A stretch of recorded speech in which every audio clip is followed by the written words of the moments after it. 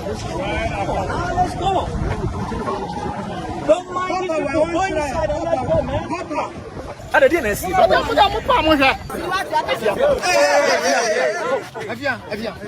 Make sure we say yes, celebrate Akosua Serwaa day for Su. It's your celebrate wine. Akosua Serwaa for Su. I was here for some radio. I said, "We are paying to park." Some radio start with dinner that we screen. So now we come to say, "We in catch ye nyasem ketwa."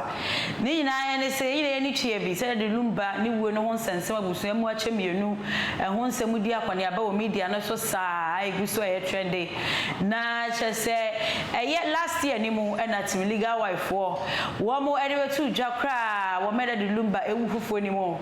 And we kaza Lumba ye ni die. We person mo sign nanka womo ye no year 2026 imu match bosome mu na eno ne ehu se pre a womo pre ye nyina kwa nkosi aga e ma de Lumba ye no ekpa so na de Lumba ye ne ba so nyina achi wie ye no yade se womo sane ba bonten be ka se celebration of life and the program womo de ba be hye so e de celebrate ye ba de Lumba ene ye ma me Akosua Serwaa ne de ye den e be ba so se busia panyini to park ne dom etwom mutan ne betre ye pe yade se celebration of life no e be ba so match bosumi mu na beginning no wo mo sha so March 13th oh and about March 15th and about 26 March 26 which is nyame adoma Saturday we ya na abusua emuwa ne ewu se abusia panyini to park akwa siwu eye Papa Shee ene mama Akosua Serwaa ne abusia fa ne mu be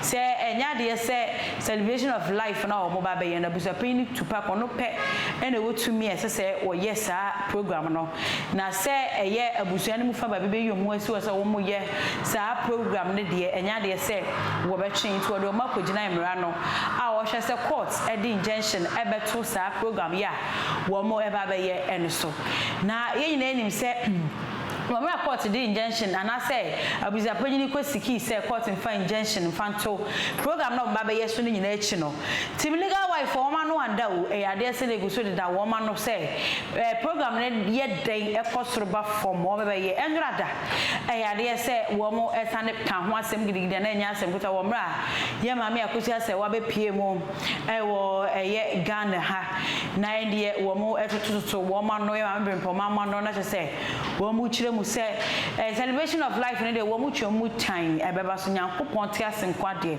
ebeba so enti ende na no wo mu kwahia bu court no court e hye say ende wo mu ensane mbra na se ensem no be se fata no wo mu enfanto na ne wo mu sane kwahia mu court no abusia ka me akoye se eya ye beans wo ai ne se deda wo mu ye fa celebration of life no wan hwe ya ebe ye beans na de e na free court e ba de free court e ba ne say ene celebration of life a wo mo pese o mo ya o ho nsema kodi court no court asene to asem na hyeda ai na me no ka say April 23rd e na wo se o mo sane ko hia na wo mo kwa asem no introduces na say judge anato temuafo a what na asem no say o pese wo wurawura asem no hu sibia emra esika emra sesen na emra kra ma ho kwan ana se wo mo betimi aye wo mo program na no e na temuafo no etu asem no e de akɔhye April 26 na abusia se na Papa Shee egusu ejere na so celebration of life na me adoma memendai ebe ba su gidigidi omo de enya yie na omo ye sabusu apanyini kosi omo say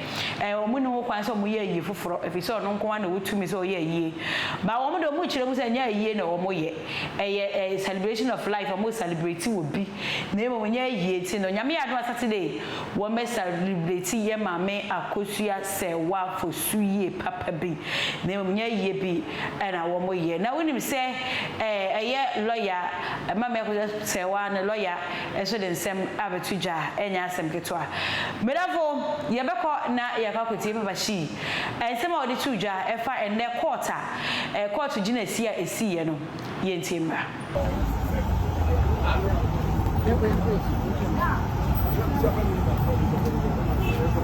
kuchi papa why mama tana papa why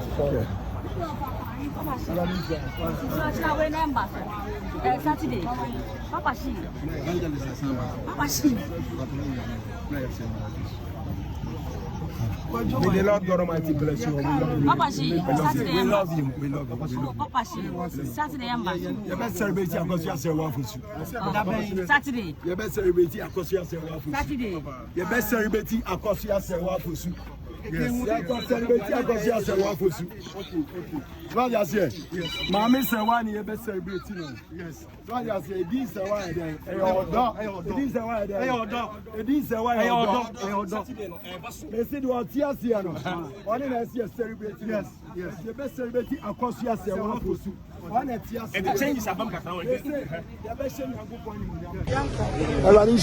We love you for the prayers and love and the support. Make sure we say, yes, celebrate Akosua Serwaa Day for Su. It's your celebrate why? Akosua Serwaa for Su. One at tears.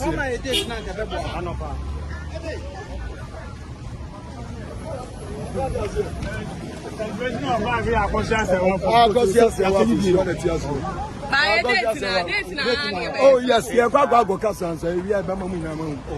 Yes, sir, but Akosua Serwaa for Su. One at tears.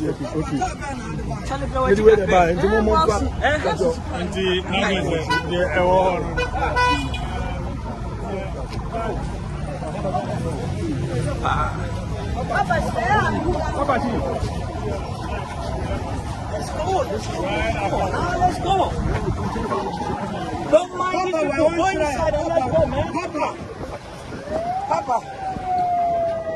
No more interview. Scan up from here. No more interview here. Let's go. Don't.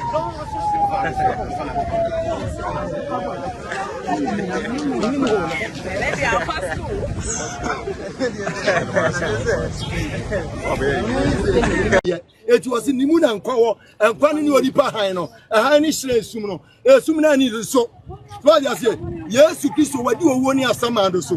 What you say? It will be on Toya so. May the Lord God Almighty bless you. Amen. We are going to celebrate our dear sister, our beloved sister, Akosua Serwaa for soon the widow. That's right. So what you say, Radisha Muna, be blessed and God.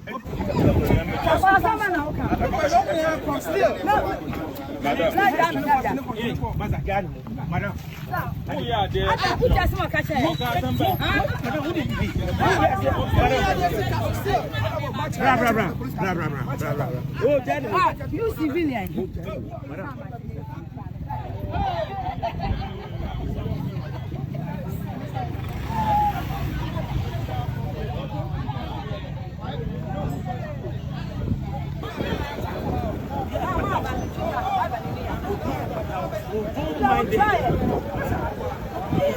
Medafo na chese enei eye Papa Shee ai ana oche mu se maami Akosua Serwaa fosu omo be celebrate no enfa ho se abusapenyi injection atosuo so afa hi so ayede o na medafo wapotie eye maami Akosua Serwaa na lawyer foforo mo no chia a edei wodi wo masem no achi na sem a odi tudwa edifa sansem sem we nyina lawyer de wo chire mu se say no temuafo ne ka na wo mo hwe nde ya kosi chine ko nanim ahwe ahwe se wo betu celebration of life na shada ana se wo still na no wo mo ebeye medaba me kan for JK Travels enfa ma JK Travels in me kan show se o amona ne person we PM Africa when JK Travels ending sa wo so no mo ma take it and bo eda form na wetin aba be PM wa so na wo Ghana nkofo boga yi wo be so ye be JK Travels wo mo number na go screen no no fa wo mo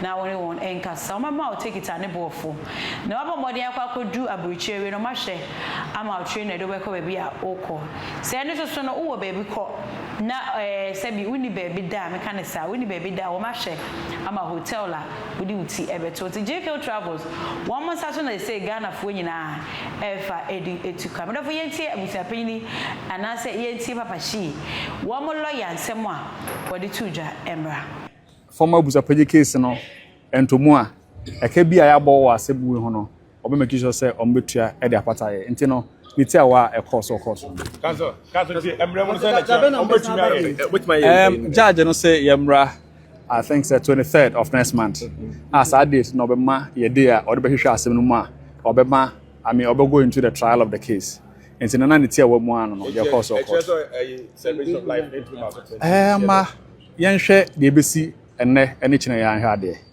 As for emrana de, the law presumes judge bia betimi I mean you may agree or disagree with any judge.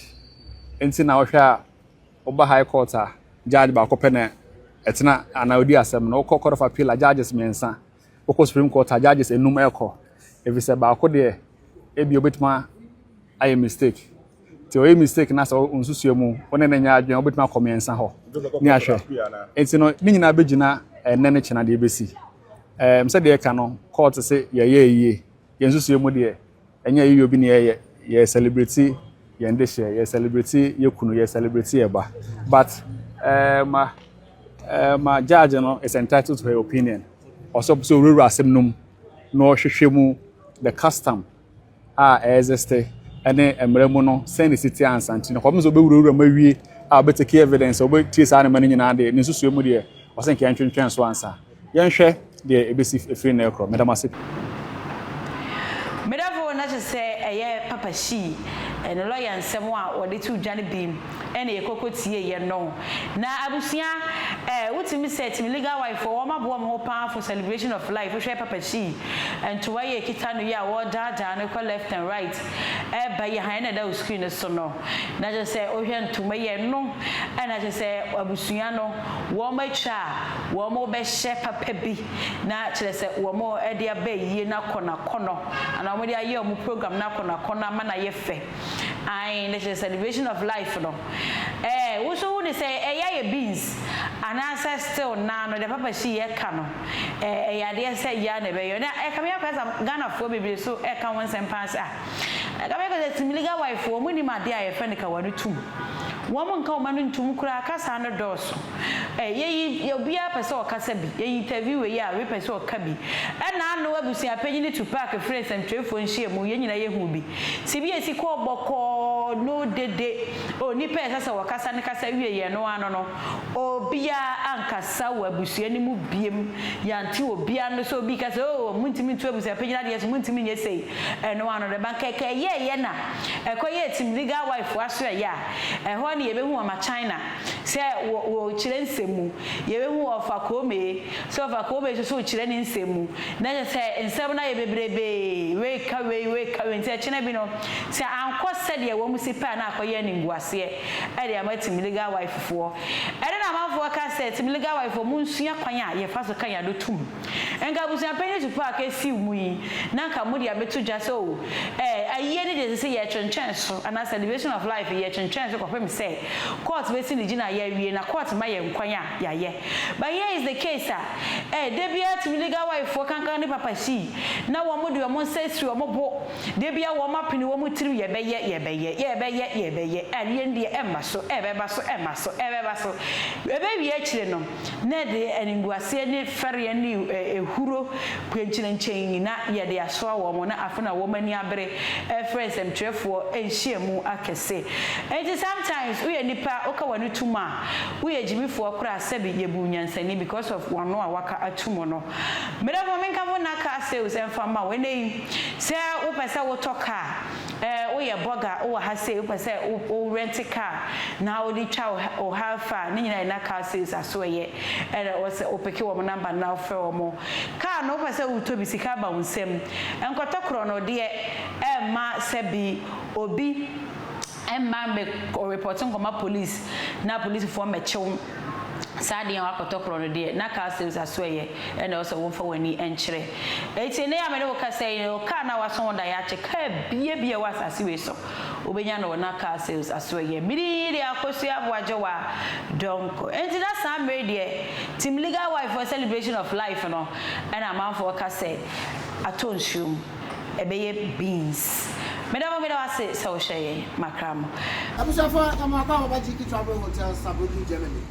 Global flight from Ghana, China, Dubai and explore the world with us. Run and fly to Ghana. Yabeba train from Bibia Germany. I brought how that TTB. Now they are for plane. You go to international airport. So you go to airport to your destination. And one person go holidays. So you be a project to move be done metro and some project to use. You go to my Divine Space. You go to my GQ Luxus Hills Hotel.